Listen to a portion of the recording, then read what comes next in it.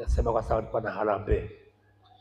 Kwa hiyo nikukaribishe, na nimetoa angalizo kwamba hakuna mtu atakayesema hatusikii vizuri mchungaji, sauti na hii sio sauti yangu, hii sauti ya kukopi. Kwa hiyo nategemea sana sauti ya katibu utaisikia kwa sehemu kubwa sana.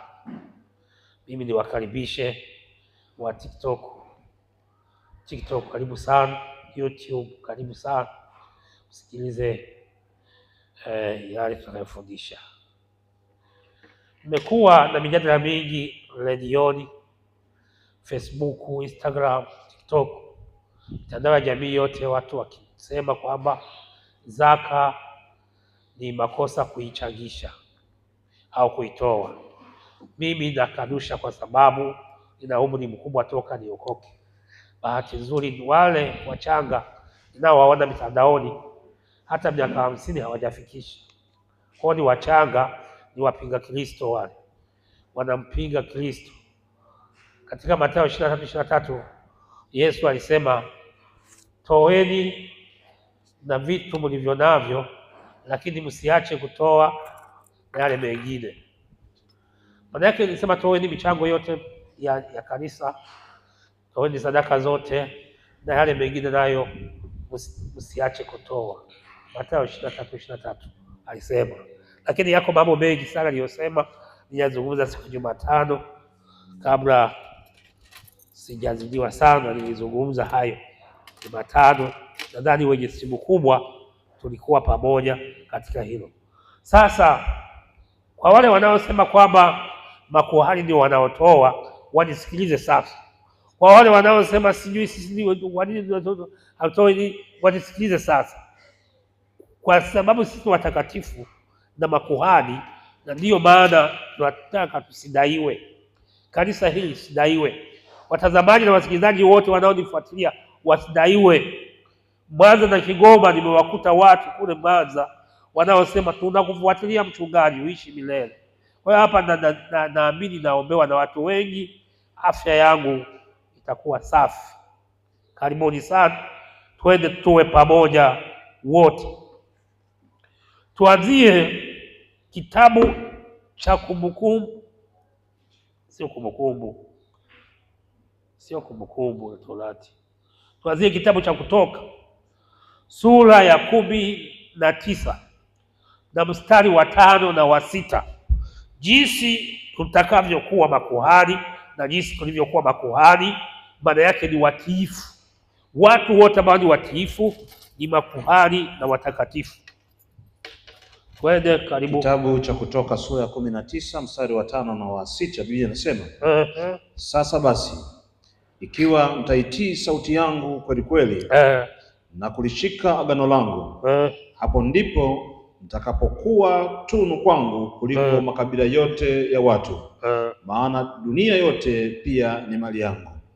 Nanyi mtakuwa kwangu ufalme wa makuhani na taifa. Ngoja, mtakuwa kwake, nanyi mtakuwa kwangu ufalme wa makuhani na taifa takatifu. Hayo ndiyo maneno utakayowaambia wana wa Israeli. Watiifu wote wataambiwa maneno hayo. Naomba uombe Mungu wewe mwenyewe. Tuombe. Baba yetu na Mungu wetu, tunakushukuru kwa ajili ya neno hili. Libariki neno lako hili ambalo mtumishi wako ulimuongoza amelisoma na kusikiwa ndani ya masikio ya kila mmoja. Mungu, tunakushukuru kwa sababu linakwenda kutufaa katika maisha yetu. Ninaomba na kuamini kupitia jina la Yesu Kristo. Amen. Sisi ni makuhani, sisi ni watakatifu, sisi ni wafalme katika mbingu ambayo Bwana wetu Yesu Kristo ameiandaa tutakayoikaa. Mambo ya Walawi sura ya 11 mstari wa 44. Kitabu cha mambo cha 3 cha Musa cha mambo ya Walawi sura ya 11 mstari wa 44. Biblia inasema, kitabu cha mambo ya Walawi sura ya 11 mstari wa 44, kwa kuwa mimi ni Bwana Mungu wenu, takaseni nafsi zenu basi, iweni watakatifu, kwa kuwa mimi ni mtakatifu. Wala msitie uchafu nafsi zenu kwa kitu kitambaacho cha aina yoyote kiendacho juu ya nchi. Asante sana. Msitie uchafu kitu chochote kisiwakwaze, na wala msirudi nyuma kwa sababu ya watu au vitu au taifa letu au kitu chochote, siasa mbaya au siasa nzuri lisiwakwaze, siwabadilishe, au kabila lako lisikukwaze na kukubadilisha. Basi utakuwa safi na mtakatifu endapo utakuwa umemtolea Bwana vitu vizuri, umetii amri za Bwana. Twende Petro wa kwanza 2:5 hadi 9. Petro wa kwanza sura ya pili mstari wa 5 mpaka 9.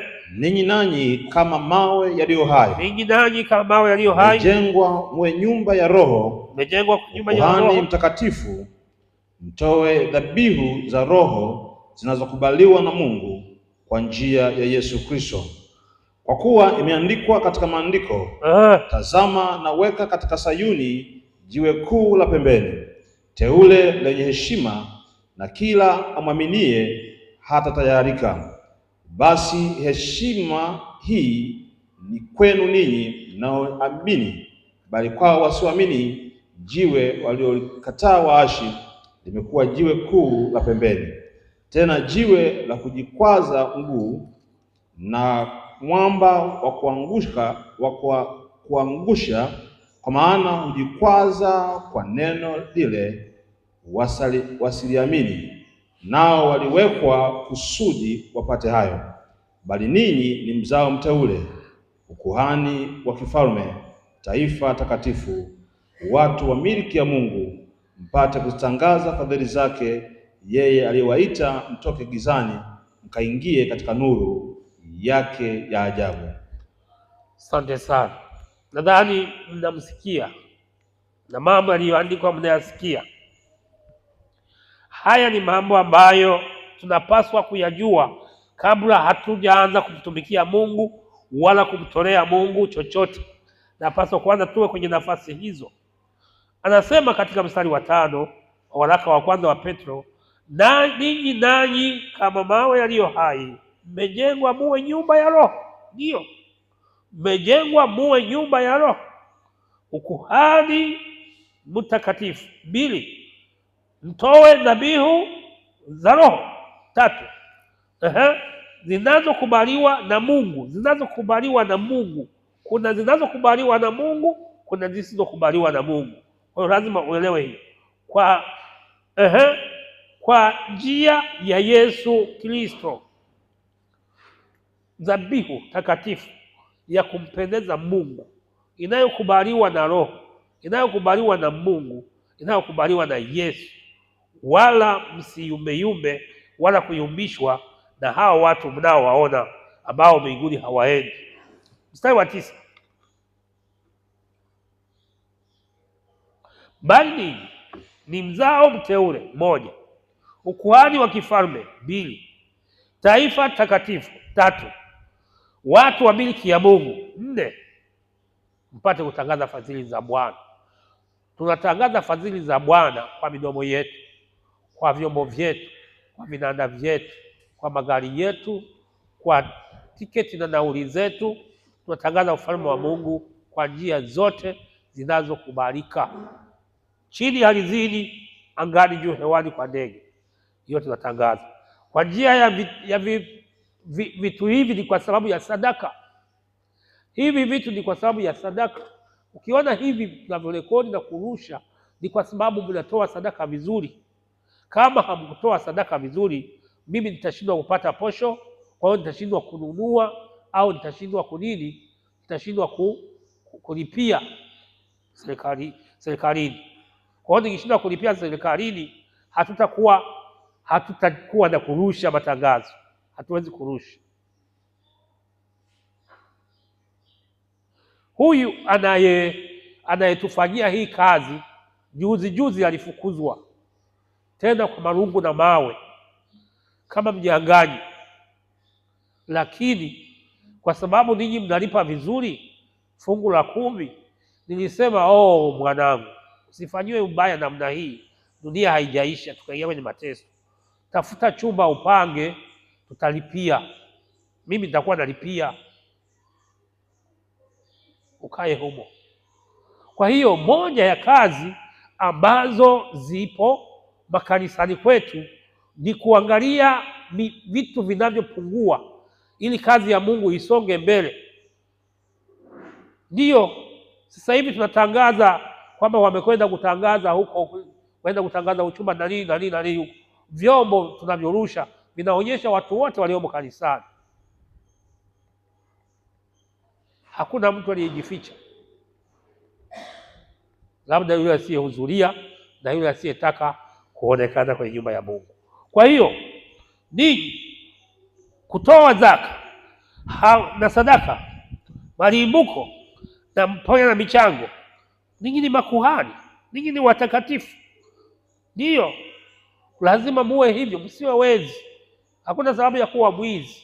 Hebu nisomee andiko moja ambao ndio wimbo wangu wa taifa, la Zaburi 16 na mstari wa 3. Hilo ni wimbo wangu mimi. Ni kama kwa Korintho wa kwanza 3:16 hadi 17. Hebu nani? Kitabu cha Zaburi sura ya 16 mstari wa 3. Watakatifu waliopo duniani ndio walio bora. Hao ndio niliopendezwa nao. Kabisa. Rudia tena, hawa jamaa hawajasikia. Kitabu cha Zaburi sura ya 16 mstari wa 3. Watakatifu waliopo duniani ndio walio bora. Hao ndio niliopendezwa nao. Huwezi kuwa kuhani bila kuwa mtakatifu. Lazima uanze na somo la utakatifu. Na tulisema kwa nguvu zote, ambaye utakatifu utamshinda tutamweka pembeni. Na tunamweka pembeni bila kuogopa mtu yeyote. Hatutaogopa mtu kuweka mtu pembeni. Tutamweka mtu pembeni hata kama ana uvi. Tutamwambia kaa pembeni. Hata kama ni mchungaji tutamwambia kaa pembeni, wapishe watu. Na bahati nzuri kwenye jimbo hili watu wote walioshindikana lazima nitafutwe kwa ajili ya kuwasaidia kuwashughulikia vipengele vya Biblia, na visoma mwenyewe hapa kila siku.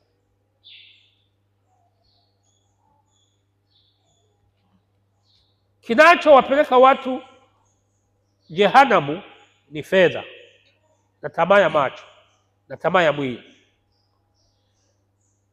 Kinachowaharibia watu kufukuzwa utumishi ni fedha. Vikumi tu. Ukisikia mchungaji katolewa uchungaji, alikuwa na hubiri vizuri, alikuwa anafanya nini, uchungaji haumo, ujue vikumi haviendi, hapeleki fungu la 10. Hilo wanakungoa sio kwenye dini yangu tu, hata dini zingine, hata kwenye ministry ndio usiseme. Kwenye ministry wanachambua hata kukaa, unakaa sehemu yako kulingana na uwezo wako. Una uwezo mkubwa utakaa mbele, una uwezo mdogo utakaa nyuma. Sisi makanisa yetu tunakaa popote ndipo tutakapokaa. Kwa hiyo mtu anayesema ni michango ya makuhani, hapana. Mungu alisema naam, taifa hili lote leteni zaka kamili. Taifa lote ni watu gani? Ni sisi sote, dunia nzima. Tuendelee. Ufunuo 1:6. Twende some Ufunuo 1:6. Kitabu cha Ufunuo wa Yohana sura ya 1 na mstari wa 6. Na kutufanya kuwa mfalme na makuhani kwa Mungu, naye ni Baba yake. Utukufu na ukuu unaye hata milele na milele. Amina. Ametufanya na sisi, hata katika matangazo yote Mungu anayotangaza kupitia Biblia, kupitia Yesu Kristo, sisi wote ni wafalme, sisi wote ni makuhani, sisi wote kama tulivyosoma kule Kutoka 19 mstari wa 5 na mstari wa 6. Ndivyo hivi Ufunuo anamaliza kwa kusema ninyi ndio watakatifu na ufalme, ni ninyi wenyewe mtakaotawala kwenye ufalme pamoja na Mungu. Ufunuo 5:10. Ufunuo wa Yohana sura ya 5 mstari wa 10. Kitabu cha Ufunuo Yohana sura ya 5 mstari wa 10. ukawafanya kuwa ufalme na makuhani kwa Mungu wetu, nao wanamiliki juu ya nchi. Hawa watu ndio sisi tutakaomiliki juu ya nchi. Biblia inatuahidi kwamba mtamiliki, mtawabonda wale wote ambao walijifanya ngangari, hawakumwamini Bwana Yesu, mtawahukumu. Ufunuo Yohana 20:6. Ufunuo Yohana 20:6. Kitabu cha Ufunuo wa Yohana sura ya 20 mstari wa 6. Ndiyo. Huo ndio ufufuo wa kwanza. Ndiyo. Heri na mtakatifu yeye aliye na sehemu katika ufufuo wa kwanza. Juu ya hao mauti ya pili haina nguvu, bali watakuwa makuhani wa Mungu na wa Kristo. Ndiyo. Nao watatawala pamoja naye hiyo miaka 1000. Kabisa. Hii sio habari ya leo wala kesho tu, ni habari mpaka ya ufufuo, kwa wale ambao tumewazika wiki jana, wale ambao tumewazika jana juzi, wale ambao walikufa zamani na waliokufa sasa na watakao kufa baadaye. Hii habari wataikuta, itawatokea. Hebu twende Danieli sura ya 12 mstari wa kwanza mstari wa pili hadi wa 3. Kitabu cha Daniel sura ya 12 mstari wa 2 na wa 3. Hivi inasema, tena wengi wa hao walalao katika mavumbi ya nchi wataamka, wengine wapate uzima wa milele, wengine aibu na kudharauliwa milele. Wewe unayesema kwamba ni mzaha, sio mzaha. Daniel alionyeshwa zamani. Mstari wa 3. Rudia kwanza mstari wa 2. Danieli sura ya 12 mstari wa 2 na wa 3. Biblia inasema, tena wengi wa hao walalao katika mavumbi ya nchi wataamka, wengine wapate uzima wa milele, wengine aibu na kudharauliwa milele. Mstari wa 3. Na walio na hekima watang'aa kama mwangaza wa anga, na hao waongozao wengi kutenda haki watang'aa kama nyota milele na milele. Kabisa. Kati yangu mimi na ninyi, baadhi yenu, mimi nilikuwa nalingana na ninyi na umri ulikuwa ni sawa na umri wako tu, ukiacha wale ambao ni wakubwa zangu ambao ni wazazi wangu waliomo kanisani. Lakini mimi nilikuwa na umri wenu, ukiondoa hao wazazi wangu, na mimi nimepitia kwenye umri huo kama ulionao, ukiondoa hao kaka zangu. Kwa hiyo nimepitia, mimi nimefundishwa haya mambo ya utakatifu sana, na nilipoyashika watu walisema ni dawa. Wakati tunafundishwa wote, watu wakasema ni nini? Ni dawa. Bwana asifiwe. Ukiyashika watu wanasema ni dawa. Watu wakasema tupe mganga anayechuma kwake. Ni Yesu. Nafikiri sasa hivi watamjua kama ni Yesu. Watamjua, watakuwa wanamjua. Maana sasa hivi nafika kila kona ya nchi hii kwenye mitandao. Watamjua ni Yesu.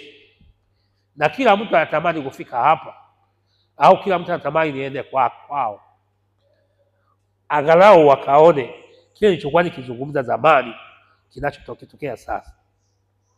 Sasa baada ya kusoma haya maandiko 1, 2, 3, 4, 5,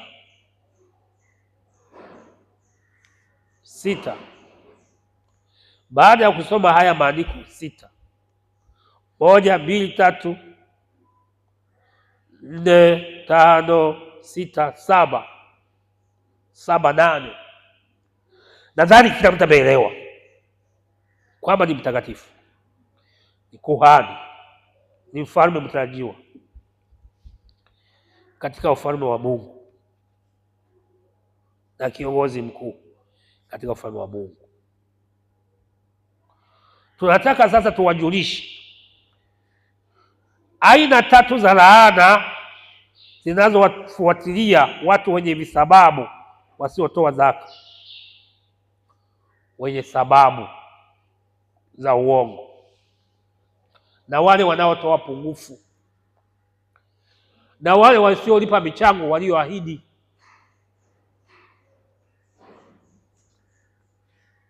Kuna wanaolipa, wanaopunguza, lakini pia kuna ambaye halipi kabisa. Sasa hapa tunazungumza juu ya fungu la 10, lakini na michango mingine yote. Twende. Laana 3 zinazowafuatilia watu wasiolipa au wasiotoa zaka fungu la 10 na wale wanaotoa pungufu. Wale wa michango hatujawasema kwa sababu maandiko yao ni mengine. Usiache kutimiza nadhiri kwa wakati ukaiondoa nadhiri yako. Hiyo siisemei. Hiyo katibu na ile laptop yetu tutaangalia. Itafika siku moja tutaanza kumwita mtu, njoo fulani, njoo uone kwenye laptop tunakusingizia au ni kweli. Tunaweza tukakuita kanisani au tukakufuata nyumbani na laptop. Tukakufuata tu, najifungia kwenye gari, na alafu nakupigia simu, wewe fulani tumekutembelea leo. Kwa hiyo Mungu akubariki sana. Hiyo sio ya leo. Hiyo ni mwachia katibu. Malaki sura ya 3 mstari wa 8 hadi 11. Naomba usome pale. Kitabu cha Malaki sura ya 3 mstari wa 8 mpaka wa 10.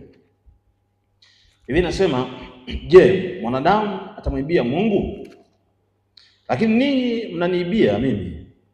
Lakini ninyi mwasema, tumekuibia kwa namna gani? Mmeniibia zaka na dhabihu.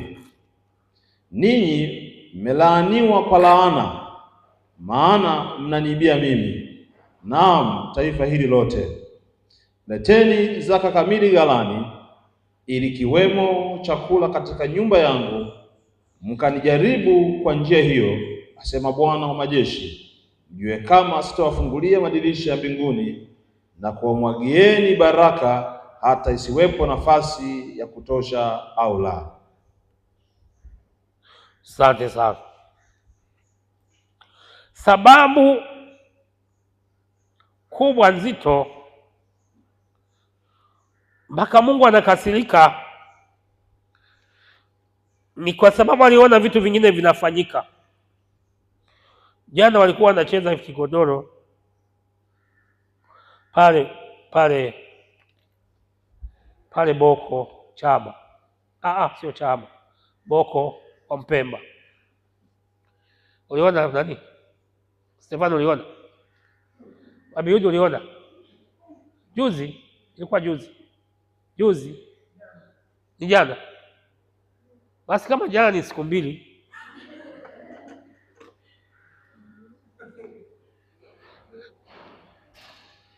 Vigodoro, kwa wale watu ambao hawaishi mahali wanapocheza vigodoro, ni wakina mama ambao wanajikusanya pamoja, wanavaa sare. Wanaweza kubadilisha sare mara 3 kutwa au mara 4 kwa siku. Halafu wakati wanacheza vigodoro sasa, vichwa vinakuwa chini huku makalio yanakuwa juu. Kwa hiyo sare hizo, ole wako mwanaume ambaye umeoa, ole wako umzuie kwenda, umeachana huyo mwanamke, ole wako. Sijui nani anawajua vizuri atatajie hapo. Mtu wa Tanga hawachezi vigodoro. Tanga anacheza. Iringa nani? Iringa hawachezi. Nani huku kusini huku. Pwani ndio kumekucha. Naangalia mtu wa pwani kabisa hapa Mkuranga hayupo. Utachanga hela. Watatuza kuanzia asubuhi mpaka usiku utaingia, wanatuza mpaka kesho asubuhi watakuwa wanachanga vitu vingine, wanachanga mpaka siku ngapi nasikia? Siku walizozipanga wenyewe. Sisi kanisani 10% ya zaka au ya fungu la 10 ni kiasi kidogo sana. Nilisema 10,000 ni shilingi 1,000. Kuna mtu hawezi kuipata hiyo jamani. 1,100 ni shilingi 10,000. 1,100 hata nimezisahau. Nikumbushe mwanangu Happy. 100,000 ni 10,000. Milioni 1 ni 100,000.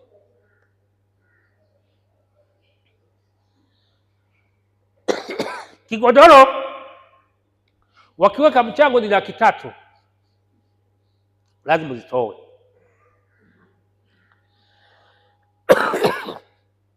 Kumcheza mwanao ngoma, si wanacheza. Yule rafiki yake na mchungaji, mshirika wa kiroho, mbatizo, nilimsindikiza wakati naenda kumbatiza. Akiwa ameasi sasa. Akauza kiwanja cha mume wake milioni kadhaa, akacheza kigodoro pale. Halafu mchungaji akaalikwa. Wacha bwana, kuna mambo. Dar es Salaam hii ina mambo. Yaani mtu fungu la 10 kichwa linaumiza kichwa.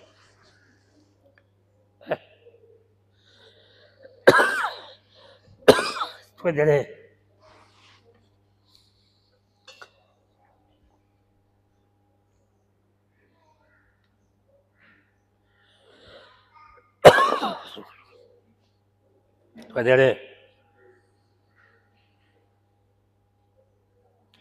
Laana mahususi katika Biblia ya watu wasiotoa fungu la 10 na kutii.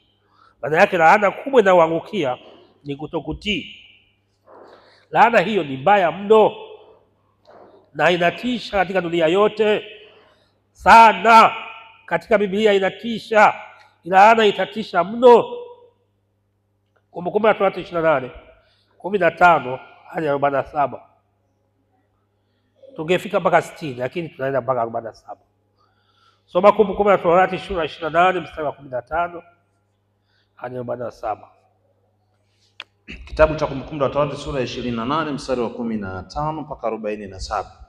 Lakini itakuwa usipotaka kusikiliza sauti ya Bwana Mungu wako, usiangalie kuyafanya maagizo yake yote na amri zake nikuongozazo hivi leo, ndipo zitakapokujilia laana hizi zote na kukupata. Utalaaniwa mjini, utalaaniwa na mashambani. Litalaaniwa kapu lako na chombo chako cha kukandia. Utalaaniwa uzao wa tumbo lako na uzao wa nchi yako, maongeo ya ng'ombe wako wadogo na kondoo zako. Utalaaniwa uingiapo, utalaaniwa utokapo. Bwana atakuletea laana na mashaka na kukemewa katika yote utakayotia mkono wako kuyafanya, hata uangamie na kupotea kwa upesi kwa ule uovu wa matendo yako ulioniacha kwayo. Bwana atakuambatanisha na tauni hata atakapokwisha kukuondoa katika nchi uingiayo kwa kuimiliki. Bwana atakupiga kwa kifua kikuu na kwa homa na kwa kuwashwa na kwa hari ya moto na kwa upanga na kwa ukaufu na kwa koga, navyo vitakufukuza hata uangamie. Na mbingu zako zilizo juu ya kichwa chako zitakuwa shaba, na nchi iliyo chini yako itakuwa chuma. Bwana atafanya mvua ya nchi yako iwe vumbi, na mchanga itakujilia juu yako kutoka mbinguni hata uangamie. Bwana atakufanya upigwe mbele na ya adui zako, utawatokea juu yao kwa njia moja, lakini utakimbia mbele yao kwa njia 7, nawe utatupwa huko na huko katika falme zote za dunia. Na mzoga wako utakuwa chakula cha ndege wote wa angani na wanyama wote wa duniani, pasiwe na mtu wa kuwafukuza. Bwana atakupiga kwa majipu ya Misri na kwa bawasiri na kwa pele na kwa kujikuna ambayo haupati kupoa. Bwana atakupiga kwa wazimu, na kwa upofu na kwa bumbuazi na moyoni, bumbuazi la moyo na kwa bumbuazi la moyoni. Utakwenda kwa kupapasa papasa mchana kama pasavyo kipofu gizani, wala haufanikiwi katika njia zako, nawe siku zote utaonewa na kutekwa. Asante sana. Mtaendelea kusoma mpaka 60 na ngapi? Mpaka 65, mpaka 65, mpaka 67. Utasoma kwa muda wako mpaka 67. Laana ya Biblia nzima ambayo inaonyesha mtu asiyetii, hii ni mbaya sana. Jambo la pili, wasiotoa fungu la 10 wamelaaniwa kwa laana inayoangukia wezi. Kutoka 20:15.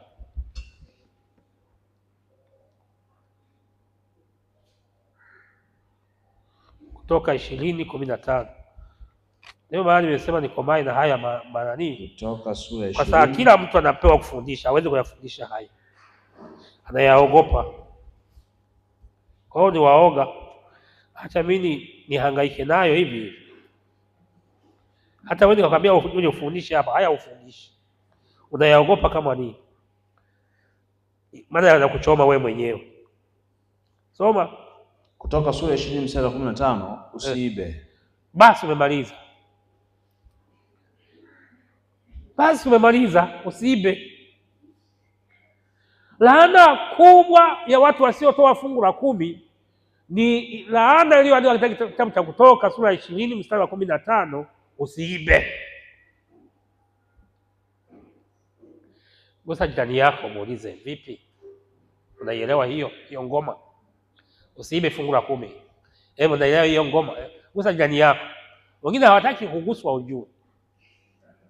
Mbona hamgusani huko? Naona huko mmekaa mgusani. Gusa au ni rafu? Ni shukari. Kwa hiyo hapa tunapoongea, ili mtu kuepuka kuwa mwizi, ni lazima awe na bahasha.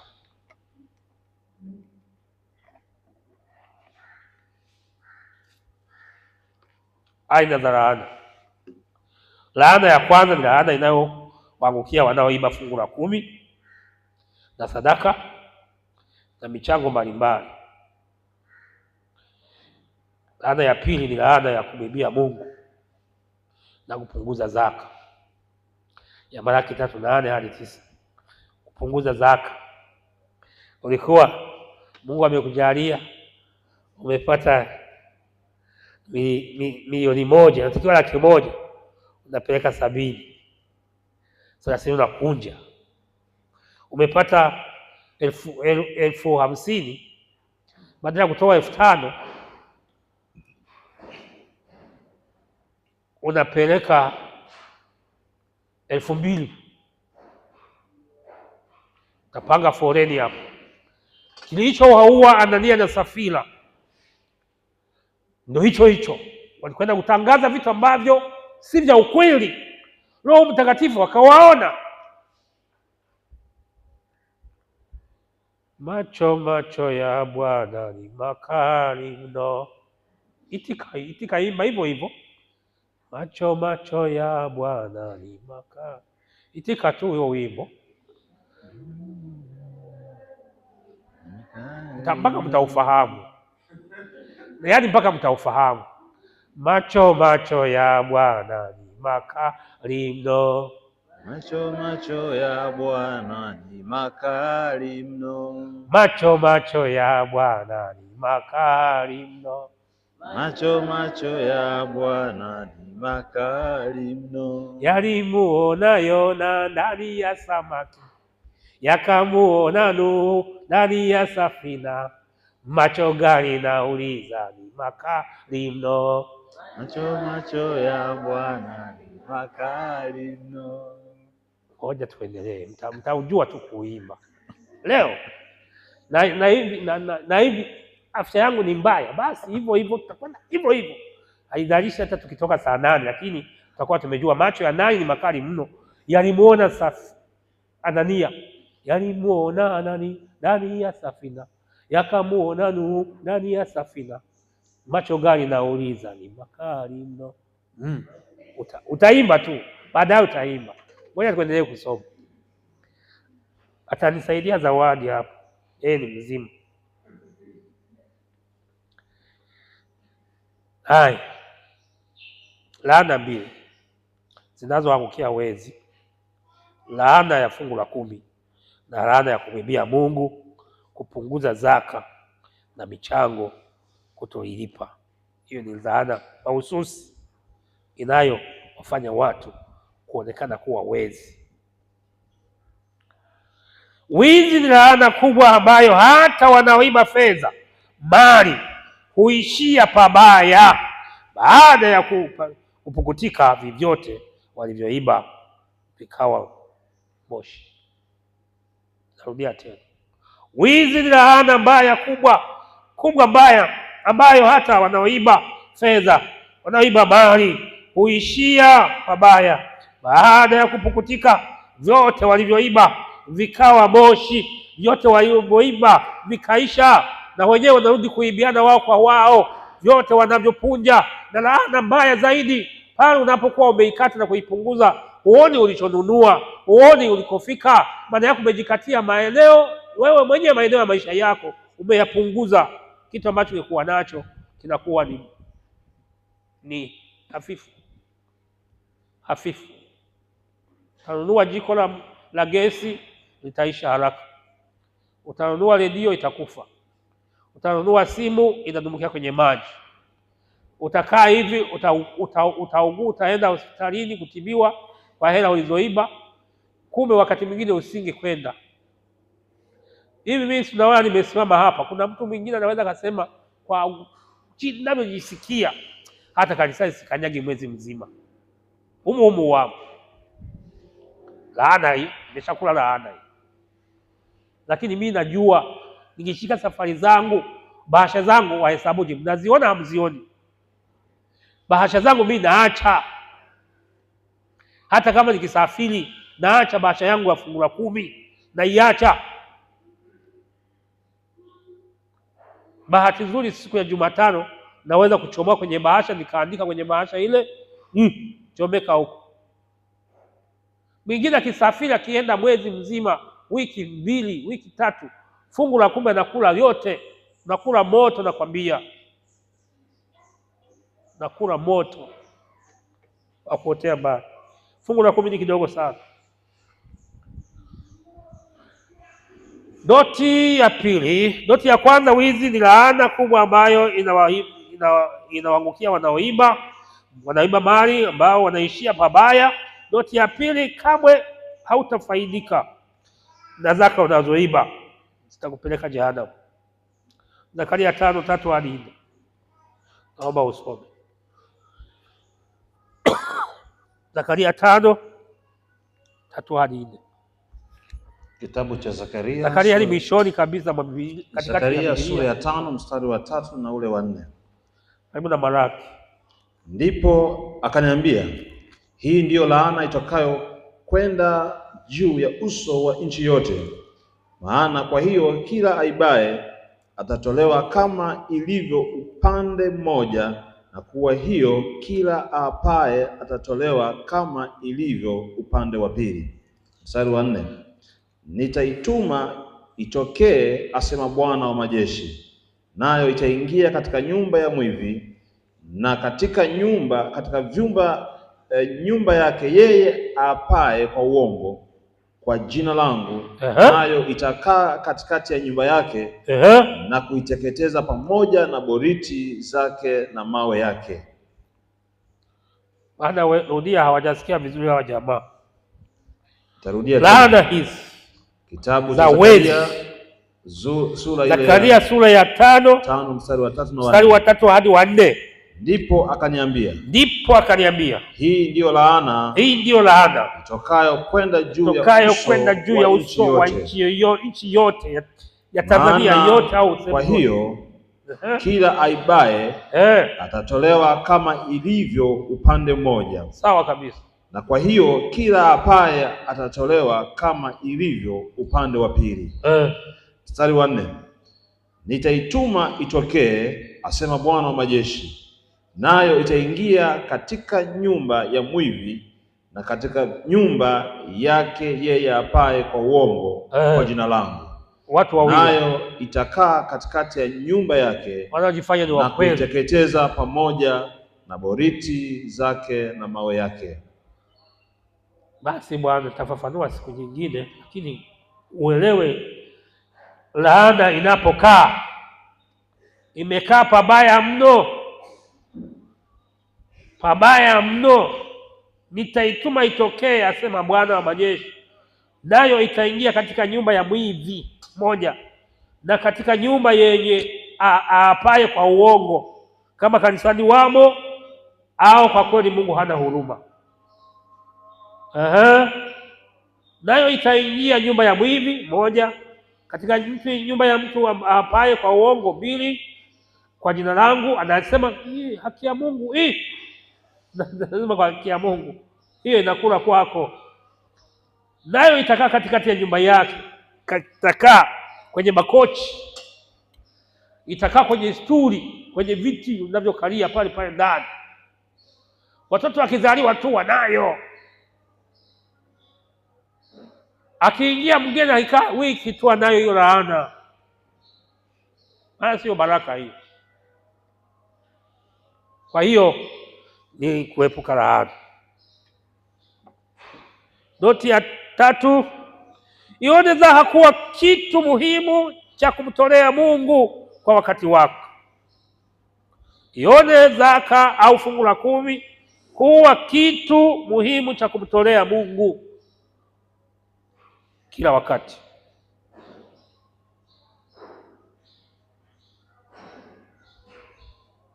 Noti ya 3, ione zaka kuwa kitu cha muhimu kumtolea Mungu kila wakati.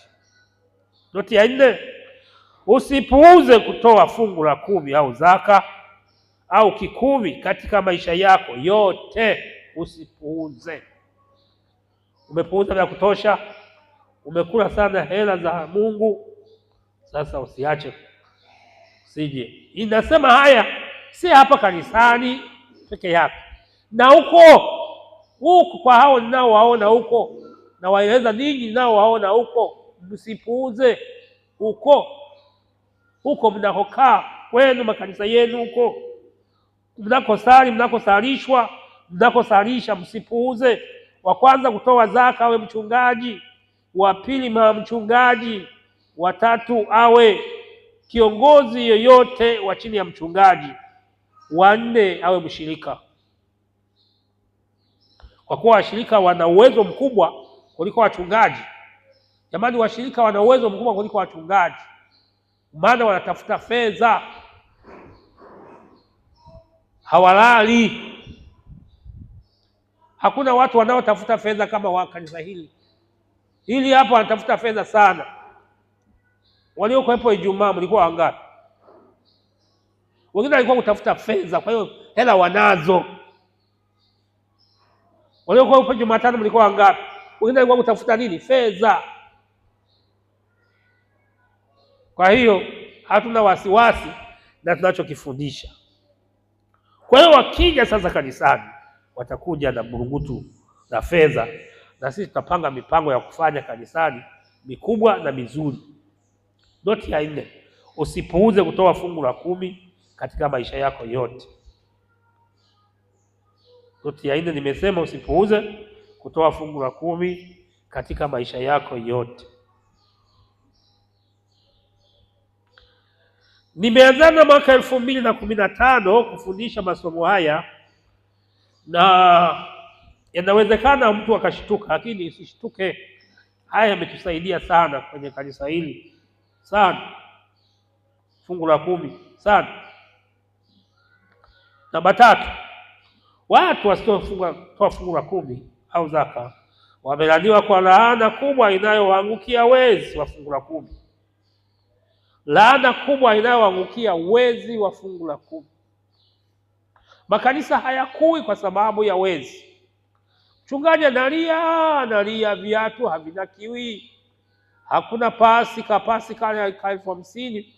Sasa mpaka ajikusanye miezi 2 mitatu, apeleke watoto shule, halafu aje anunue pasi na kupiga pasi, nguo zake ziwe zimenyoshwa, au sabuni au nini au kila kitu. Jamani, ninapokuwa nasema, sisemei hapa kanisani tu, nasemea na nje ya kanisa pia. Kwa sasa wahubiri ninyi mnaonitazama peke yenu hapa kanisani, hata wale watu wengine wanaotazama kwenye vyombo vya habari ambao Jumapili ya leo wamekaa wanaangalia, wanasikiliza, kwamba jamani, laana inaoangukia wezi wa fungu la 10 ni mbaya mno, mbaya mno. Ujumbe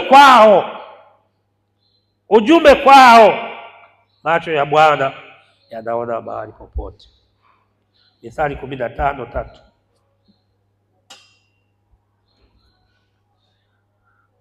Mithali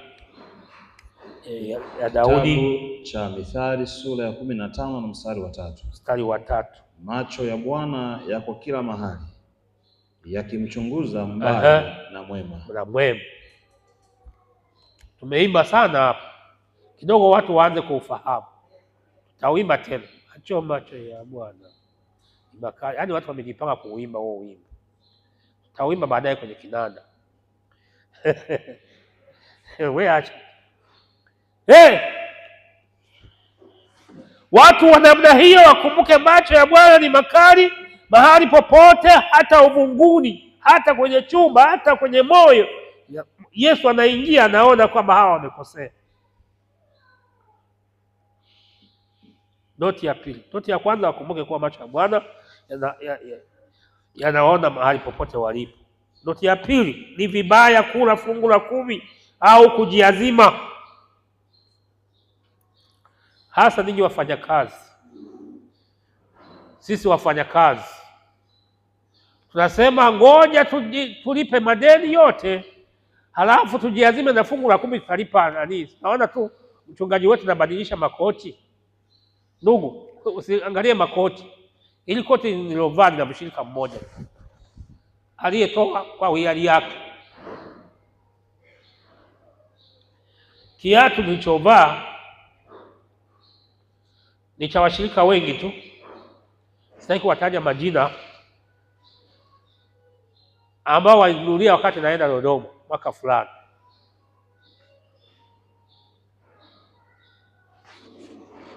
Kwa hiyo usijadili. Ukijadili umekwisha. Sisi hatuna wazungu watakao tuletea fedha kutukabidhi, wao wamezichukia.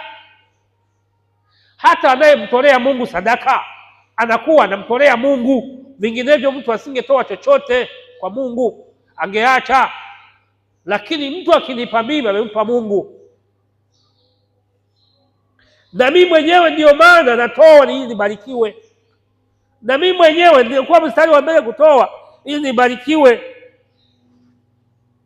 Noti ya 3, Mungu anaona kichefuchefu juu ya wezi wa fungu la 10. Mungu anaona kichefuchefu. Hivi nyinyi mnajua kichefuchefu? Anaona mtu anamwimbia sana, anaona mtu yuko smart, anaona mtu anasali sana, anaona mtu anaomba sana, lakini fungu la 10 atoo.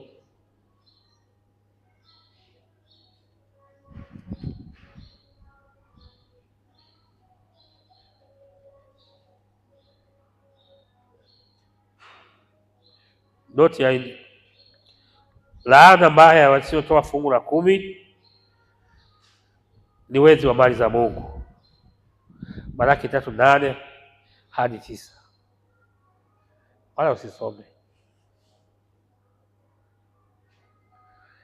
Laana mbaya zaidi ya wasiotoa fungu la 10 ni wezi wa mali za Mungu zote. Noti ya kwanza, epuka dhambi hiyo, kuiba zaka na sadaka.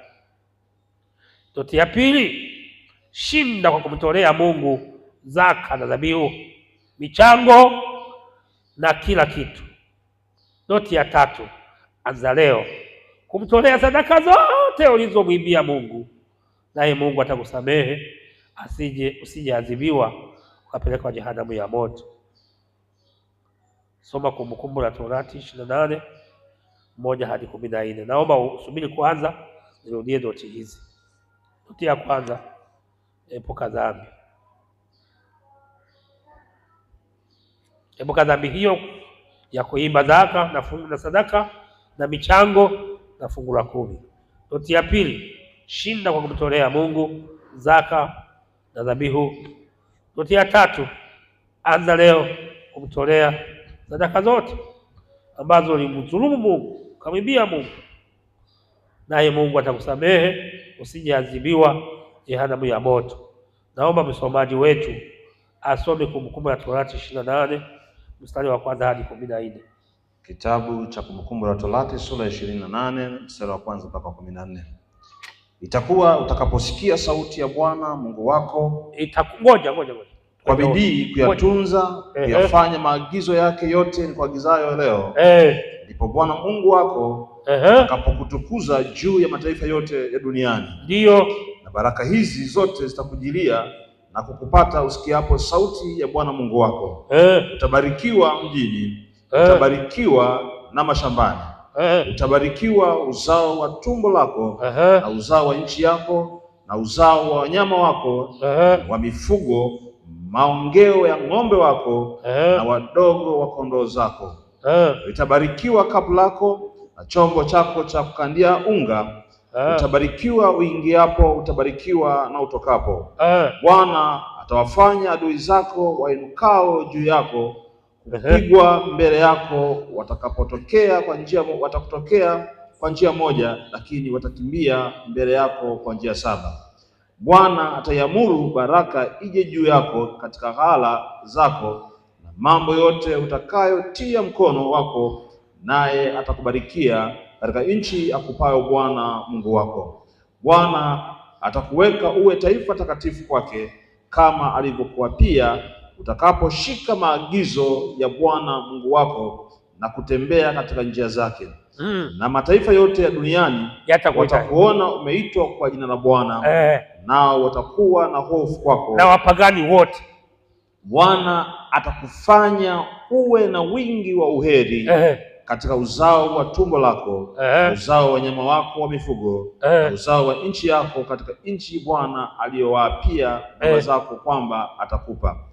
Atakufunulia Bwana hazina yake nzuri, nayo ni mbingu, kwa kutoa mvua ya nchi yako kwa wakati wake, na kwa kubarikia kazi yote ya mikono yako. Wanazo kwenye watasoma wenyewe, watasoma mpaka 14. Mimi mtu mmoja alinibeba mwaka 2012 akanipa lifti kutoka pale Teta mpaka hapa kanisani. Akaniambia, nasikia ni wewe unayetembea kwa miguu ndio unayejenga ghorofa la kanisa pale. Nikasema ni mimi ndio. Unajenga ghorofa halafu unatembea kwa miguu? Nikamwambia wakati huo gari ilikuwa nyumbani imeharibika ya kwangu mwenyewe. Nikaona kuliko niitengeneze bora nijenge kanisa potelea mbali. Akasema unayaweza? Nikasema ninayaweza. Sasa juzi tu, kama sio wiki hii ni wiki jana, wiki hii yule mtu nikamkuta njiani naye anatembea kwa miguu. Nikamwambia panda, akapanda. Akaniambia, "Si unaona sasa hivi tunaona unatembelea gari sasa. Tofauti na kipindi kile ulikuwa unatembea kwa miguu." Kumbe zama zinabadilika. Safari ile sikuwa na washirika ambao wanaweza kutoa fungu la 10 mpaka nikatengeneza gari. Lakini safari hii na washirika ambao wanaweza kununua gari ya mchungaji. Pige Bwana Yesu makofi. Mtu mmoja ameniuliza swali, "Mnawapa wachungaji supu mnapozindua makanisa. Kwani wewe mchungaji kwenye kanisa lako wakati nazinduliwa walikupa supu? Nilimjibu kwamba mimi wakati nazinduliwa kanisani kwangu hawakunipa supu, ila walinipa gari. Pigie Bwana Yesu makofi. Sasa nani aliyepewa supu na aliyepewa gari? Ni nani mkubwa? Mwenye gari ndio. Kwenye gari walinipa 40,000 zikazaa mamilioni yaliyonunua gari. Jina la Bwana libarikiwe. Ndugu zangu wapendwa wangu, wangapi wamenielewa? Kwa kweli wote mmenielewa. Niwaombe mtihani mmoja tu mdogo mnapokwenda kumaliza, ambao wana bahasha na wanamtolea Mungu fungu la 10, wainue mikono juu.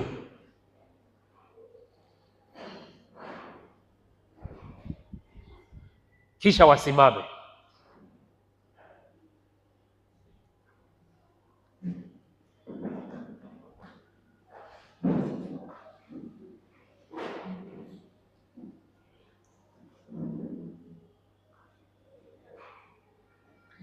Basi nimemaliza. Waliobaki wamekaa, mtihani wote na mzigo wote uko kwenu. Mungu awabariki. Mtamwona muhasibu pale nyuma, wape bahasha zenu, na ninyi msiingie kwenye hatia hiyo. Twende Zawadi, njoo sasa tuimbishe mambo. Macho ya Bwana ni makali, macho ya Bwana ni makali. Utauweza Tusimame juu. Muda wetu umeisha. Tusimame juu. Siku nyingine nitakuwa salama, tutauimba vizuri. Bahasha za fungu la 10 anayeziandika ni yule pale nyuma. Hebu inua mikono nyinyi mnaandika bahasha za fungu la 10. Inua mikono juu. Naona yule anasemeshwa yule. Macho ya Bwana ni makali mno. Macho ya Bwana ni makali mno. Macho ya Bwana ni makali mno. Macho ya Bwana ni makali mno. Macho ya Bwana ni makali mno. Yalimuonayo ndani ya samaki, yakamuona Nuhu ndani ya safina. Macho gani nauliza makali mno. Macho ya Bwana ni makali mno. Macho ya Bwana ni makali mno. Macho ya Bwana ni makali mno. Oh, macho ya Bwana ni makali mno. Macho ya Bwana ni makali mno. Oh, macho ya Bwana ni makali mno. Macho ya Bwana ni makali mno. Yalimuona safina hayo macho ya Bwana. Macho ya Bwana ni makali mno. Yalimuona nayo na hayo macho ya Bwana. Macho ya Bwana ni makali mno. Yanakuona na wewe hayo macho ya Bwana.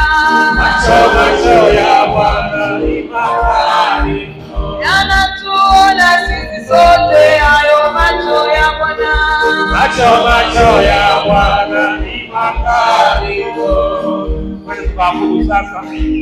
Tukaabudu sasa. Macho ya Bwana yako kila mahali, yakimwona mwema na mbaya. Mithali sura 15 mstari wa 3. Macho ya Bwana yako kila mahali, yakimwona mwema na mbaya. Chunguza, unichunguze Bwana Yesu, na kuomba unichunguze. Chunguza,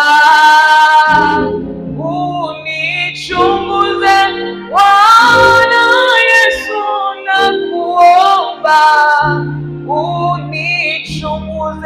Chunguza Bwana, chunguza Yesu, unichunguze Bwana Yesu, na kuomba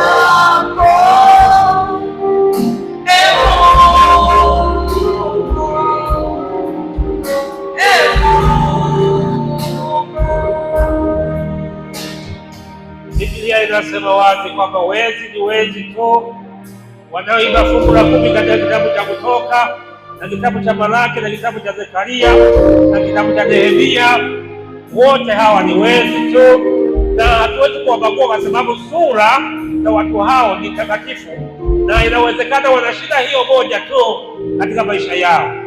Nami sasa, kama unahitaji msaada leo, fuatana na kiongozi wetu wa kanisa mwandamizi aombe sala ya toba. Kusogea hapo mbele, waombe watu, utafuatisha atakavyosema. Kama unataka kuiacha hiyo dhambi ili hapo usionekane na watu, ukija kupiga magoti mbele usionekane na watu, ili hiyo dhambi useme kabisa, Mungu Baba, najuta, sitairudia tena hiyo dhambi. Ndio sitairudia, na kupunguza zaka na kutokutoa zaka. Unamfanya nini? Karibu ndugu yangu, waongoze watu. Wanapenda wale ambao wako tayari kusahihisha makosa yao. Fuatana nami kwa sala hii. Sema: E Bwana Yesu, asante kwa ajili ya siku hii ya leo, na asante kwa ajili ya ujumbe wa Jumapili ya leo. Nimejua maagizo yako katika kitabu kile cha Kumbukumbu la Torati sura ya 28 ya kwamba imenipasa kuitii sauti yako. Asante kwa sababu umenifahamisha ya kwamba imenilazimu kutoa zaka na dhabihu katika kitabu kile cha Malaki sura ya 3 mstari wa 8 mpaka ule wa 10. Nami ninakuja mbele zako Bwana, nikiona hatia ndani yangu ya kwamba nilikuibia katika hali ya kutokujua. Ninasogea mbele zako mchana wa leo. Ninaomba Yesu nisamehe. Ninakuomba Yesu nirehemu. Niko tayari kukutolea sasa zaka na dhabihu. ninaomba unipokee na kunihesabu tena kama mwana wako mwaminifu, ambaye nitafuata maagizo yako, ili ya kwamba zile baraka ulizoziahidi katika kitabu cha Kumbukumbu la Torati sura 28 kuanzia mstari wa kwanza mpaka wa 14 zikanipate na kunijilia. Asante Yesu kwa kuniondolea laana zote zile ambazo tumeziona kuanzia mstari wa 15 ili kwamba zikapite mbali nami. Ninakushukuru kwa kuwa wewe ni mwema, kupitia jina la Yesu Kristo, amen. Amen. Baba yetu na Mungu wetu, wewe uliye mwaminifu, wewe pekee Bwana, hata pale ambapo